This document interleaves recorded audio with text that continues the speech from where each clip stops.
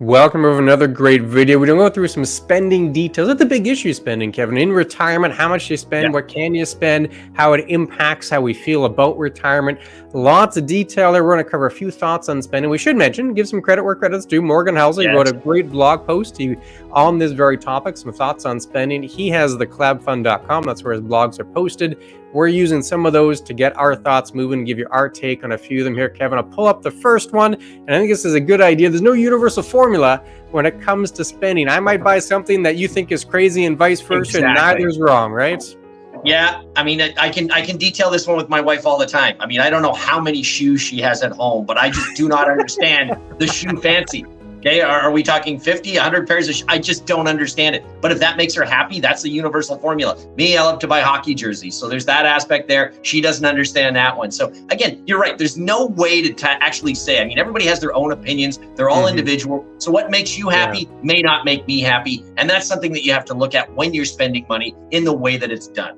Yeah, the idea is that somehow like what I buy is good and what everyone else buys is bad, so I'm spending correctly. It's a little silly in a good framework, and Morgan also talks about this. I think it's also true, is when you see your debates online, oh, that person's spending too much, or that person's too cheap, it's usually people with different personalities just talking past each other, right? They have different views on what it is to be spending appropriately, and they're not even listening. They're just yelling across each other. I think this would be kind of the crux, is that there is no universal formula. I might like buying tickets to go see a hockey game. My wife might like buying, I don't know, she loves Tim Hortons coffee and donuts, so she gets tea every single day. And I think that daily tea is probably a waste, but different people, different personalities, you have to find what works for you. And then related to that, we're talking spending. It's also the opposite, Kevin, the opposite, which of course is savings. And this is where the two can kind of be at polar opposites. But the idea of saving unspent money, it gets you something intangible that could also be valuable, right? It can give you control of your time if you have enough savings. It can give you an idea of financial freedom, of independence, if you build a big enough nest egg.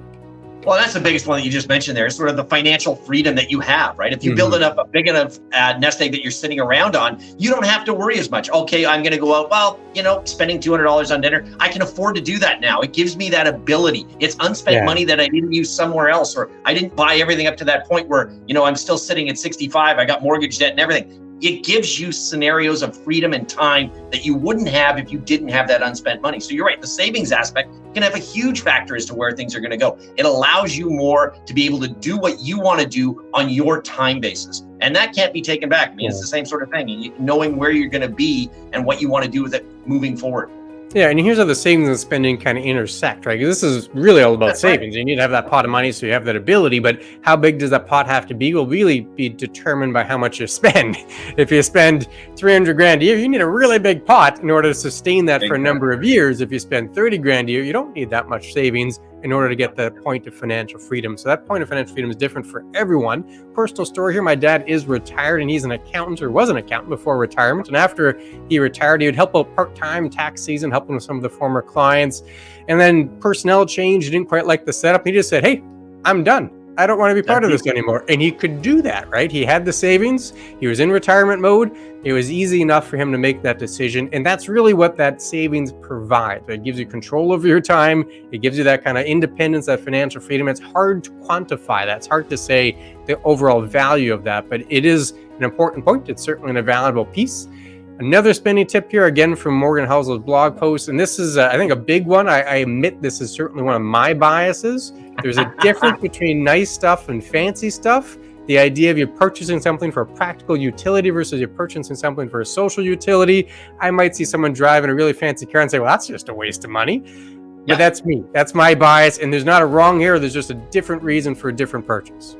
Oh, it could. I mean, you could easily look at it basically between blue collar, white collar, and sometimes. What is more practical? Okay, is it practical? I'm going to buy the fully loaded Chevy or whatever the case may be, get everything I want there. Or do I buy the Beamer? Well, the reason I'm buying the Beamer is I want to make sure that everybody knows, hey, look at me. This is what I'm at. And it's more of it's a social scenario, right? It's fancy stuff. It's not really nice. A Chevy can give you a whole bunch of nice stuff, but is it really going to be giving that I want to keep up with the Joneses scenario? No. I mean, that's the big difference between nice and fancy stuff. Nice stuff is things that you can deal with, but it doesn't necessarily have to have that huge name brand attached to it. Whereas the fancy stuff says, look, I'm important. This is where I want to be. So there's a difference between the two of them. And some people like it and they can afford it. Other ones just, it has to be something that I want to do so that I can show everybody where I am. But there's things that go along with that one as well.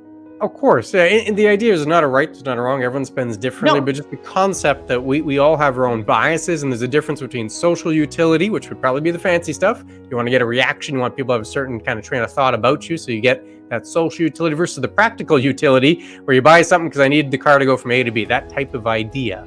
And just the understanding that everyone's going to be a little different when it comes to that concept. And also the definition, what I think is fancy might not be what you think is fancy. And it'd be a lot to do with our upbringing and our kind of how we've become acclimatized with money and a relationship with money. And then related to that nice versus fancy spending, you have this piece right here. All of us want to be loved, to be liked, to be accepted. And sometimes we buy social stuff, social utility, which is the fancy stuff, in order to get that respect and admiration. Again, not necessarily bad, but just you have to be aware that could certainly be a factor as to why people are spending, right? Yeah, and we've gotten more and more of this as we've gotten into more of a social media sort of society. I mean, beforehand, I never ever heard about somebody taking a picture of food and sending it to me. But I look at my daughter nowadays, and I seem to know every meal she's had everywhere when she goes out. So really, do I need to know this one? I mean, my background says no, but Kevin. that's about it. But I mean, my background, I don't need to show everybody else. But in her scenario, this is what I've got to show. This is one of the things that's there. So I'm gaining that respect because look what I'm eating today. So again, you're right. I mean, that fancy stuff showing off against the other one, it's definitely something that each person's an individual in that aspect. Yeah, and part of it is recognizing our own bias, right? Not to be angry about what you're spending or not spending, but just kind of being more accustomed and comfortable with your own patterns. We do lots of financial content. We get lots of questions. And if you have a question, please do reach out, chatwithclintonkevin.com, part of our website. We always appreciate the questions. There's no automated responses here. Kevin and I are personally answering those emails. So please do send them off, chatwithclintonkevin.com. We'll get to the last one here, Kevin, again, from that Morgan Housel blog post. And this is a key concept when it comes to spending. Often part of the struggle with retirement is the more money you have, the harder it becomes to know how to spend it in a way that'll make you happy. When you have very little money, it becomes quite easy. You spend it on things you need, right? You need shelter, you need food, ideally, even at a certain point, you want less debt. But once you get beyond those basic levels, spending for happiness gets far more difficult. And then the point Morgan Housel is making here is that confusion sets in at fairly low levels of income. Often folks are surprised just how low of income they require in order to get the basic needs. And then beyond that, you get into a different world. And I'll pull up a quote here that's from Luke Burgess, an author, to kind of go along with that and expand on that thought. And you can see the quote on the screen there, Kevin. After our basic needs as creatures, we enter into the whole human universe of desire, and knowing what we want is far more difficult than knowing what we need. Would you agree?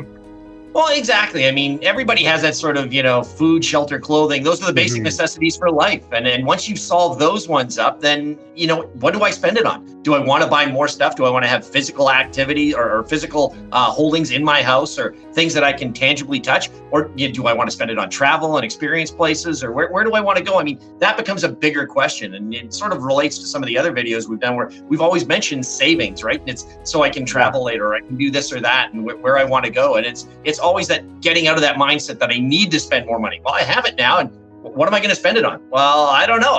Do I upgrade my flight ticket, or what do I want to do from there? So you're right. I mean, that whole sort of thing, once the basic needs are solved, and as you mentioned, at a lower level, it's really sort of hard to figure out exactly what am I going to spend it on to make me happier going forward. Yeah, and that's part of the reason why frequently we see retirees might have some difficulty spending in retirement. Not everyone, but if you're transitioning from a saving to a spender, those saving habits can be strong. And then the spending piece, like we just talked about, is not necessarily easy. We don't always know what's going to make us happy when we're spending, especially once those basic needs are met. So it can be a little more complicated. The idea here, there's not a right, there's not a wrong. It's trying to understand your own biases, understand your relationship with money. And then you can be a little more realistic when you're putting spending figures into a financial plan. And then your plan can be a little better guide of what will actually happen in retirement. That's the whole concept there. Hopefully you'll be able to get some value out of those pieces. You like this video, we have another video, the 3 levels of wealth, probably on the screen somewhere.